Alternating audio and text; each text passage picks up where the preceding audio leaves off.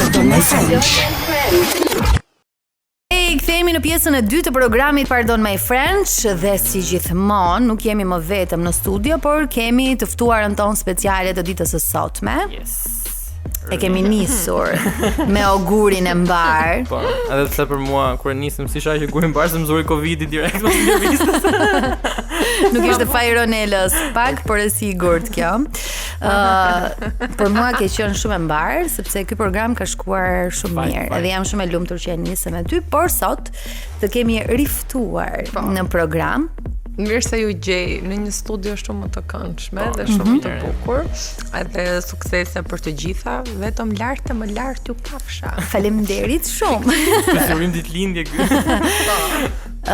Ashtu urim ditëlindjet me Reni. Të kemi ftuar, jo vetëm se është kënaqësi që ti t'jesh në studio, se le të themi të vërtetën, nga personazhet e njohur shqiptar, je ajo që je ndoshta më e çiltra, që nuk e ke problem të bëjnë pyetje të çfarë do lloji qofshin ato. Sepse ke gjithmonë përgjigjen e duhur. Sot jemi mbledhur për një arsye.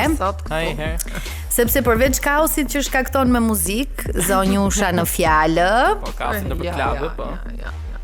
Bën dhe në çik kaos për sa i përket produksioneve më të reja. Por nuk do ta nisim më një herë aty, se do ta nisim pak më but, domethënë si e ke kalu kohën këtë periudhë, si ke qenë me vapën. Po çka ke bërë? Vapa është bërë e padurueshme jo për mua, po për të gjithë. Edhe ndërkohë që un kam qenë shumicën e kohës në studio, se jam gjatë gjithë kohës pa pushim duke punuar për realizimin e këngëve të albumit. Edhe më duhet të jem prezent, sepse normalisht pa vendosur unë vulën e fundit asgjë nuk det. Edhe absolutisht që më merr më shumë kohë se sa projektet e tjera, sepse janë shumë këngë. Edhe duke qenë se ka numër më të madh produktesh, normalisht edhe koha është më e limituar për për të dalë kohë të lirë, për argëtim dhe të frimë në gazë hare, po që më pëlqen fakti që jam e zënë me diçka, duke qenë se aktivitetet e punës të tipit të koncerteve jo për mua, por për të gjithë janë në një numër tepër të reduktuar. Kështu që të paktën kam zënë kohën me këtë gjën tjetër. Dhe e ke treguar që ke qenë goxha produktive edhe në pandemi, edhe në këtë periudhë. Janë vetëm këngët e para këto, domethënë. Kë ke më për zemër? Nga këto që kanë dalë tani, aventura absolutisht. Foli kë, edhe unë, absolutisht. edhe mia ime vazhdon. Të jetë fansja jote më e zjarrt. Të ndalemi pak tek kjo kënga e fundit, veç faktit që risolle Vic Popën, ku kishte humbur ky djalë një herë. Ishte dobësuar, by the way, ishte bërë gjithë kënga është pritur mjaft mirë në fakt, edhe është pëlqyer shumë nga publiku, por në të njëjtën kohë ka sjell edhe diskutime për sa i përket përdorimit të një pjese shumë të vogël të tekstit, muzikës dhe një këngë të dikurshme. Unë të gjithë remake-et e këngëve që kam dëgjuar, 90% të tyre kam përshtypjen që nuk kanë marrë leje askund. Dhe janë marrë të gjithë këngët totalisht. Domethënë janë rikthyer komplet me strofa, me refrene. Unë atë refrene nuk e kam marrë këngës të plot, në një tonalitet krejtësisht tjetër. Vetëm 2 vargje dhe kam marrë absolutisht leje edhe te Osman Mula, edhe te që është kompozitori i këngës dhe Luan Zhegu. Ata janë si fillim miq të familjes tonë, kështu që absolutisht që unë do t'i njoftoja. Edhe ndërsa për punën e tekstit, sepse është tekstshkruesi Agim Doçi që ka më besoj që nga që kam qenë komplet e zënë në kokën time, gabimi im ka që nuk më vajti mend fare as të pyesja për punën e tekstit, sepse kjo nuk është se plus ishte vetëm një fjali, domethënë nuk është se jo, nuk është puna atje, por realisht nuk e dija që e kishte bërë Gimi tekstin, domethënë le të quhet si një gjë gabimi imi, edhe nga ana tjetër nuk e mendova që duhet të futesha kaq thellë për një gjë që është shumë e vogël. Gjithsesi ndjes nëse nuk i kam. Gjithsesi në YouTube ishin shkruajtur. Është një gjë që është rregulluar. Ishin shumë korrekt. Edhe më shumë e madhe mu duk se u bë nga të tjerët se sa nga vetë personat. Personi në fjalë, me qëra fjala, intervista e tij në fakt është bërë tek Shqipëria Live, gjatë gjithë kohës e shprehu një lloj pakënaqësie, por tha që kënga në fakt është shumë e bukur. Po ka shumë. Tash besoj se ka njëri që e Të kundërshton. themi realitetin. A mos duhej të ishte Osman Mula që të njoftonte apo duhet njoftonte Agim Dorçin për këtë gjë? Apo Nuk e shiko. Thjesht është një gjë që ndodhi dhe ajo aq. është un kam bërë një telefon, kam folur me persona në një mënyrë fare dashamirëse dhe para se këta ta bënin këtë gjë për mua, kushdo qofsha unë, deri më madh që ma kanë bërë këtë gjë, ma kanë bërë për shkak të babës tim që okay. normalisht e ka bërë ai atë festival, kush e di kur është dhënë kjo kënga, kur është transmetuar për herë të parë. Kishte lidhje shpirtërore me këtë këngë që e zgjodhe? Jo, më ka qenë fare momentale, unë kam qenë piano, edhe e kam dëgjuar e dëgjova atë ditë më ra në vesh në radio. Kam qenë piano, po e provoja, hajde pse jo ta bëjmë. Po bëka bukur, po. Edhe në fakt është shumë nice. Edhe ka dalë këngë, është një gjë që, më thënë, e mira është që në verë dalin shumë këngë edhe normalisht i bëhesh lëmsh derisa të mësosh, nga dimri fillon edhe i mëson këngët e verës. Kjo ka një gjë të mirë se njerëzit gjë e dinë, domethënë. Edhe nuk lodhe shumë për të edhe kështu. Po si e kishim? Mirë? Është nga artistët më të talentuar mënyra se si shkruan apo interpreton. E zgjodhe apo të zgjodhi? Jemi zgjedhur koma përpara në fakt se kishim goxha kohë që kemi dashur të bëjmë një këngë të dy. Këtë radhë unë ja prezantova produktin, i pëlqeu edhe mbaroi gjëja shumë shpejt. Tani, a vlen investimi i madh që bën në videoklipet, komplet luku, kostumografia, gjithë ai ekipi jote që sjellësh një gjë që të dallojë. Shikoj, njeriu i bën këto që të ketë një feedback nga njerëzit e tjerë, sepse kam përshtypjen që arti apo çdo gjë edhe juve, të gjithë ne, në fund të ditës jemi, besoj, vetmi lloj fushë që punojmë për satisfaksionin e të tjerëve. Domethënë përveç rrogës apo ku di unë anës monetare, ne kemi edhe anën që të shiko po çfarë thon tjerët, sepse ti je njeri që prezantohesh për të tjerët. Edhe normalisht kjo, po mos jetë kjo, nuk ka pastaj as feedback. As ekonomik, as shpirtëror, as gjë. Edhe ndonjëherë më duket se përpiqem shumë për të marrë shumë pak. Edhe po nuk e çfarë ti bësh, do përpiqesh me gjëra tjera. Kam shumë këngë, produkte që prisja të ishin më shumë, shoh këngë të tjera që janë shumë të dobta, që marrin shumë më tepër. Edhe kjo nuk do të rëndon vetëm me mua, kjo ndodh me shumë artistë. Të bën pak konfuze sepse në këtë pikë nuk e di se çfarë duan këta njerëz. Jo, nuk po bën konfuze, thjesht më vjen keq që nuk ka një lloj barriere muzikore që disa nga njerëzve mos ja japi fare shansin për të. Janë ca njerëz që nuk e meritojnë fare të ndizet kamera para tyre, se ti je artist, duhet të kesh një farë kulture artistike, një lloj edukimi artistik, një lloj formimi artistik, pastaj se çfarë lloj profili zgjedh të mbash ti. Dhe vetë fjala artist supozon që ti je edhe krijues. Po, tjetër, absolutisht që po. Edhe sado që unë mund të bëj ku di unë këngë eksplicite apo këngë balada apo varet çfarë lloj rrymë zgjedh ti të bësh, këtë duhet ta bësh pasi njerëzit janë mësuar me ty se çfarë di të bësh, edhe më pas të zgjedhësh profilin ku ti mendon që ke më shumë audiencë. Kupton? Po njerëz që për mua dalin nga hiçi dhe mendojnë se vetëm me para mund të të zhdukin ty dhe gjithë punën tënde që ke bërë, për mendimin tim nuk e meritojnë fare t'ju ndizet llampa kuqe. Por në një shtet tjetër kjo gjë për shembull nuk do ndodhte, por tek ne ndodh sepse ta thash, nuk ka fare barierë artistike dhe unë jam jo e fundit, po nuk s'kam fare pse as gjykoj as pse dal në mbrojtje dikujt tjetër. Nuk ke qa bën, kështu që vetmja gjë është të mundosh të vazhdosh të paktën të ecin këngët e tua.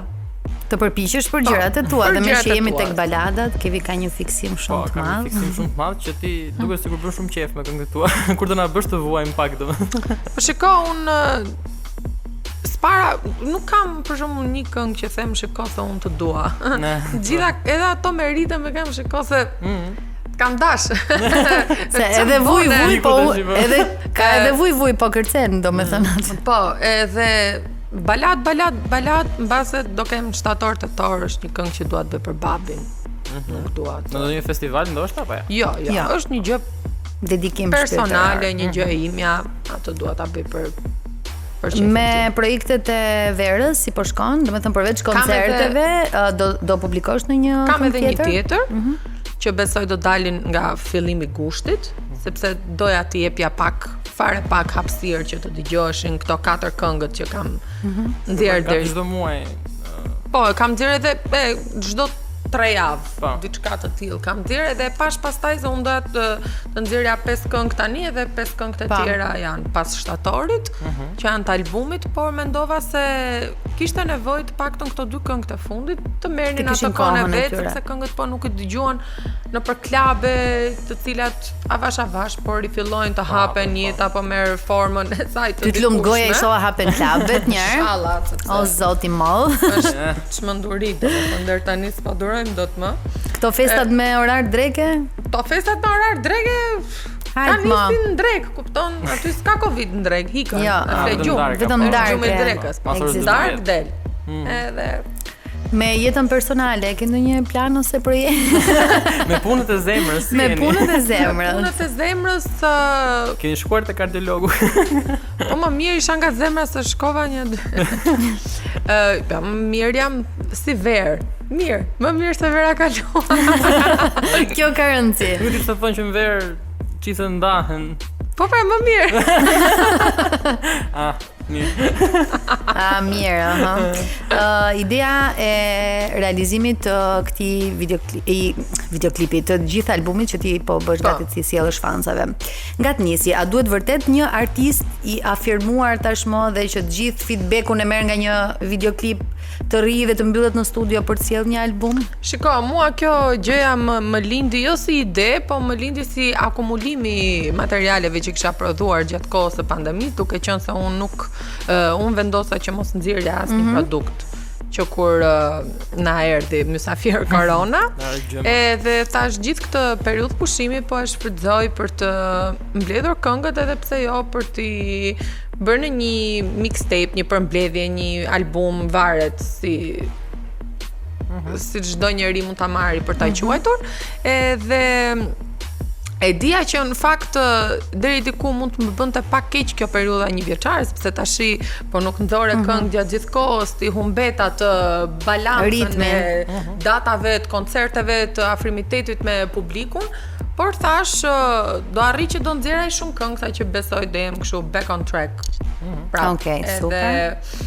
Mendoj nga fundi i vitit, nëse arri që të nxjerr të 10 këngët, do bëj një mini koncert vogël me bashkëpunëtor, me miq, me njerëz që më kanë dhënë dorën që kur kam qenë adoleshente dhe që kam nisur këtë.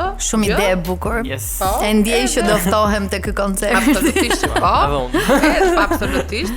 Edhe dua të bëj pastaj edhe një përmbledhje në një album me këngët që kanë dalë. Domethënë nuk doja ta nxjerrja që tani si CD, si album, pa dalë të gjitha këngët. Një plan shumë i mirë ky, më pëlqen. Tani me këtë pjesën e largimit nga Shqipëria her pas here, çfarë ka kaq speciale në Amerikë që ti shkon kaq shumë? Shiko, unë për shembull kisha një vit pa bërë asnjë lloj pushimi, u çmendëm gjithë, jo unë, po gjithë bota. Ikëm na mendorja. Ikëm komplet, edhe unë kam gjithë fisin në Amerikë, gjithë shoqërinë e ngushtë kam në Amerikë, edhe vetëm unë dhe mami jam këtu, domethënë gjithë kushërinë të mi janë andej dhe mezi presin që unë të shkoj, plus shokët e mi të ngushtë jetojnë të gjithë në New York, edhe më merr shumë malli për ata, isha pushim, nuk isha ç'bëja, vizën e kisha, pse mos ikja.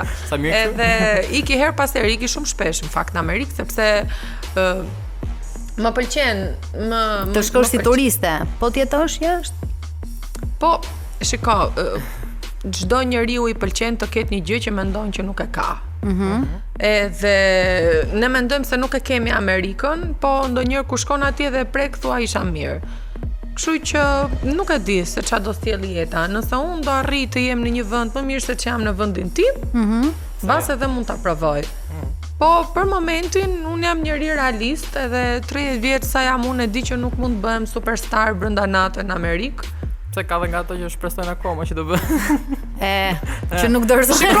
Është diçka që ti mund të kujdihet fatit, sepse ka shumë njerëz që e kanë nisur 30 vjeç si aktor, si këngëtar. Mbas edhe më vonë, fatit si dihet asnjëherë, po unë jam njëri me shumë këmbë në tokë, edhe nuk besoj se jam ndaj njëri me fat kaq të madh, se po të kisha aq shumë fat, do e kisha më përpara. Ron dhe Ronela në Shqipëri sesa nobody. Ore, unë edhe mund të nisësh andej diçka për të kënduar diku nëpër piano bar, po flas edhe për publik huaj, nuk po flas faktin që unë do këndoj si Ronela nëpër dasma apo mbrëmje me shqiptar, sa ato e bëj edhe duke qenë këtu. Po flas andej, mund ta nisësh se në momentin e parë që di të këndosh, çdo kush se mos të marri. Por statusin që kam këtu, që prap nuk e kam siç dua. Dhe sa jam munduar, sa jam po të hysh lodhur në YouTube, sidomos te këto produksionet e tua të fundit, se kur ftoj dikën në studio, unë nuk e di, filloi show dhe komentet që janë vërdall në rrjet, dhe një pjesë atyre komenteve thoshin shumë të vlerësuar. Ronela është e nënvlerësuar, meriton të jetë shumë më lart se ç'është dhe meriton shumë më tepër se ç'ka. Do me thënë, edhe një publik shumë i thjesht, me syrin e tij të jashtëm, ka arritur të dallojë këtë. Pse mendon se është kjo gjë? Se mbase unë nuk kam një tim gjigant që vjen pas meje dhe që merret me gjëra që unë nuk duhet merrem. Unë kam një menaxher që merret me koncertet e mia, që më jep ide, që ndajmë ide bashkë, që kam edhe mik, kam bashkëpunëtorët që janë nëpër studio dhe pastaj çdo gjë ndodh sipas kokës time. Kështu që un jam një njeri që dua të më blen këngët në zhargonin më në kuptimin më të parë të fjalës, jo të paguaj për të më parë këngët. Kështu që kushdo që më ka qef, aty jam. Është shumë e thjeshtë më gjesh mua apo çdo artist tjetër.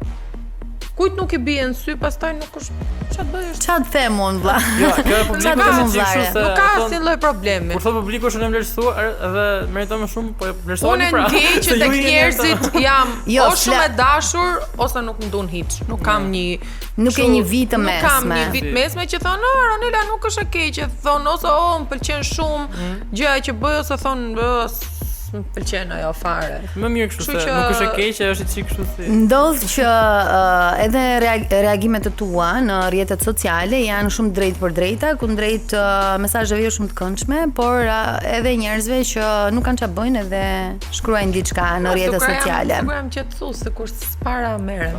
Nuk ja u ke varr më kohët e fundit. Kam përshtypjen që edhe kjo pjesa mund të jetë një thik me dy presa. Pra, edhe këtu njerëzit do të duan se je drejt për drejt ose mërziten sepse ti ju a ke thënë ballazi një mendim tëndin personal. Ke patur kohë të fundit kështu? Jo. Are, nuk kam nerva më. Sepse ai që ka një lloj ideologjie në kokë nuk ngela unë për të ndruar. Ke menduar ndonjëherë që të kesh një produksion tëndin televiziv? Po, më vonë po. Më pëlqen shumë të kem një emision, më pëlqen shumë të moderoj, jo në sensin po dalim edhe është sot ku di unë ditë e diel edhe hajde po bëjmë këtë emisionin. Po pëlqen të bëj diçka për që t'jetë mirë menduar. Po mbase më vonë, nuk më pëlqen të dal tani me shpat, shikoj se unë jam shumë e mirë dhe po ze vendin e ku di unë X-it apo Y-it. Çdo njeri ka vendin e vet. Nëse dua të bëj diçka, gjithmonë dua ta bëj për dëshirën time dhe se mendoj se jam aftë për një gjë.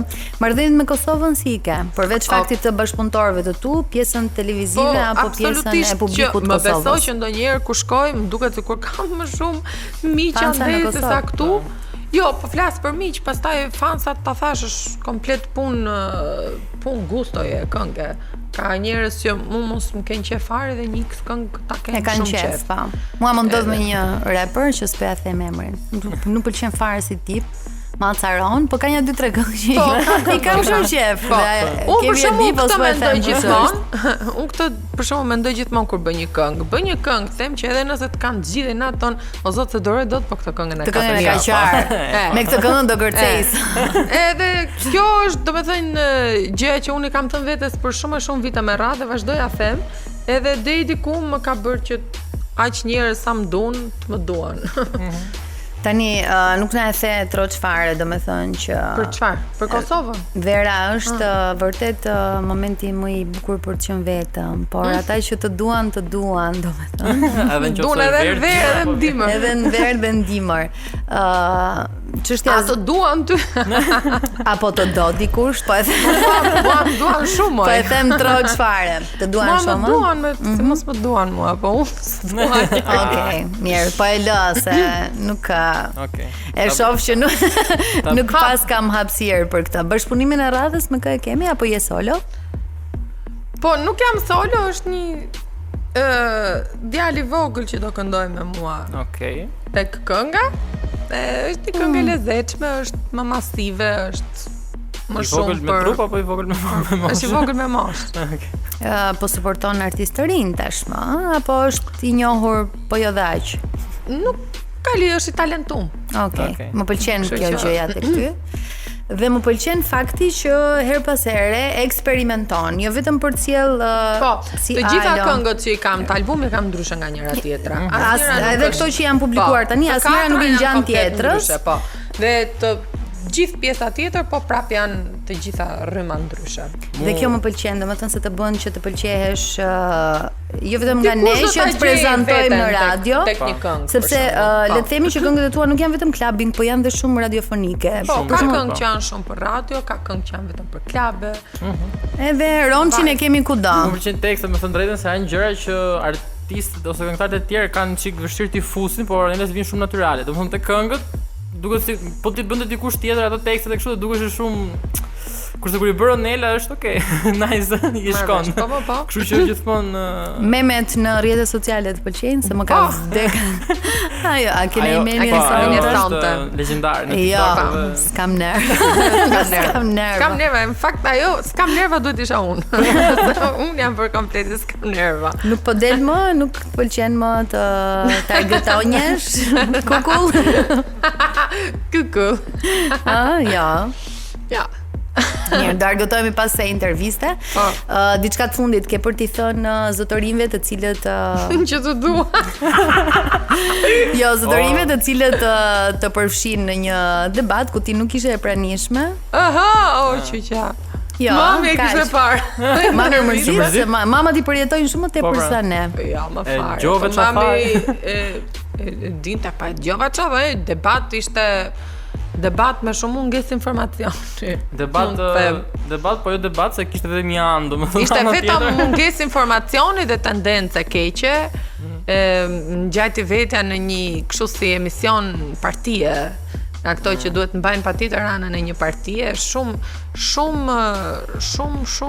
tendencë dashakeqe, se kuptova pse. Unë një pjesë të Robert Berishës që po dëgjoja tha, tashi për 2 rreshta që ka marr e bot shumë të madhe. Unë e kanë bërë të madhe kur unë kam qenë korrekt më shumë se sa të gjithë. Dhe we know that. Përderisa jam unë rregull, po shumë me të flasin. Mirë na bëhet, e Ja, pra, kjo dikush që dalë të flasin, më pëlqen shumë kjo gjë. Imagjino gjë. gazetare dhe s'kan lajm, bëjnë emision për mua, po le të flasin, inshallah bëjmë ndonjë tjetër. Ti shqyr që na erdhe i herë këtu. Faleminderit që gjeta na mirë. nderove. Faleminderit edhe qofsh këmbë me këmbë të mbar për sezonin e ardhshëm. Që do jem. Të falenderojmë shumë me gjithë zemër, edhe do bëhemi gati tani për të ndjekur alo që Te dëgjonja. e këndojmë dhe kërcejmë familjarisht në shtëpi. Dhe kudo që ndodhemi, shijojeni dhe kalofshi një ditë sa më të mbarë të bukur. Ne bashkë do dëgjohemi të mërkurën e ardhshme. Deri atëherë, mos boni llafe me njëri. Deri një Ciao, ciao. Ciao. Pardon, my friend.